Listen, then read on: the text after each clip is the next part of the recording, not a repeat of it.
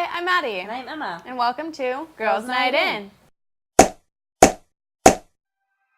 This week's episode, we're talking about Alice in Wonderland, the 1951 classic cartoon versus the 2010 Tim Burton remake. In the remake, you see Alice as a young girl having strange dreams, typical childhood. That as she grows up, she goes through a loss, and then she's forced into this engagement that she doesn't want, leading her to finding the rabbit that takes her down the rabbit hole. What happens in the cartoon? In the cartoon, it starts out with Alice's older sister reading her pictureless history book with Alice's little kitten, Dinah. Alice ends up getting bored, and she goes off walking into the meadow, finds this little tiny rabbit that falls down a little hole. She goes through the hole, Dinah barely peeks through, and then Alice falls through. And mine, as soon as Alice falls down, you see the big table with the drink me potion. Drinks it, she shrinks.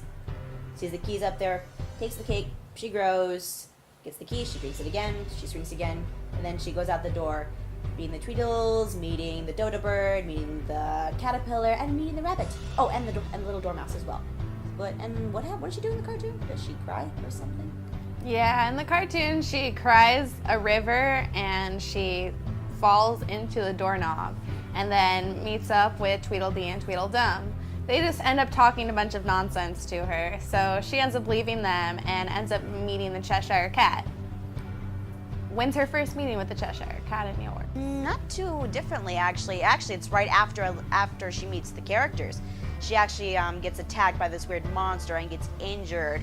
And after she escapes, the Cheshire Cat finds her. And after he offers her some medical, she says, "No, I'll be fine." And he offers to take her to the Hare and the Hatter, going to the Med Tea Party. Doesn't she meet the Cheshire Cat in the cartoon, too? Yeah, the Cheshire Cat tells her to go to the tea party because of her white rabbit obsession, and she'd be able to meet the white rabbit there.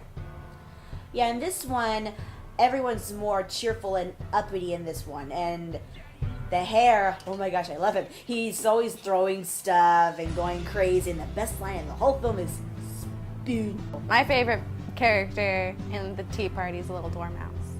He's violent in the remake. He's always stabbing stuff. He's just cute, and he doesn't even know the twinkle, twinkle, little star. He says twinkle, twinkle, little bat. That is cute. But then in the cartoon, she ends up getting over the Mad Hatter and their little tea party, and then just gives up on the White Rabbit completely. And she meets up with the Cheshire Cat again, basically telling her that you have to fight with the Red Queen. And when does the Red Queen show up in yours? There's actually a dispute between the Red Queen and the White Queen, which you don't meet in the cartoon. There's a war going on, so when Alice gets to the Red Queen's castle, she has more of that eat-me cake, and she becomes giant. She gets into the court, gets the Opal sword, and that's the main part of defeating this monster that she has to kill to get to the White Queen. I thought she ends up getting small in the Tim Burton one, and that's why she has to wear the curtain. She's big. That's why the Red Queen let her in the court. Oh. She has a lot of the eat-me cake, and then she becomes yay tall. Oh. Taller than everybody. And they call her What does she do with the Red Queen in the cartoon? She ends up having to play the game of croquet with her, and the way that she is able to go home is if she beats the Red Queen at croquet. But that ends up being fairly hard for her because the Cheshire Cat shows halfway up through the game just taunting her and right behind the Red Queen, and the Red Queen gets pissed.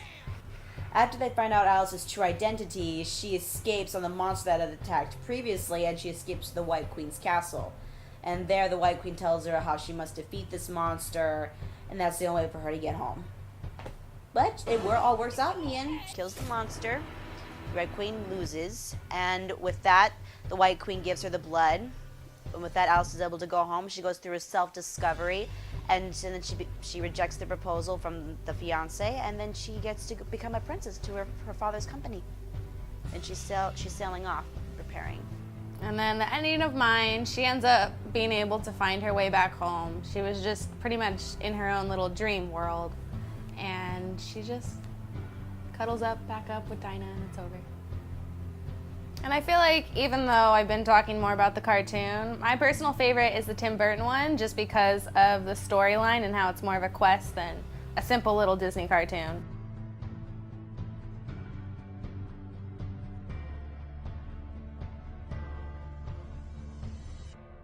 All right, guys, come up with them next week. We're going to be talking about Sleeping Beauty versus Maleficent. The new one. Yes. Yes. Is there any other? Leave a comment below. Tell us what you thought or give us any suggestions. See you next week. Bye. See ya.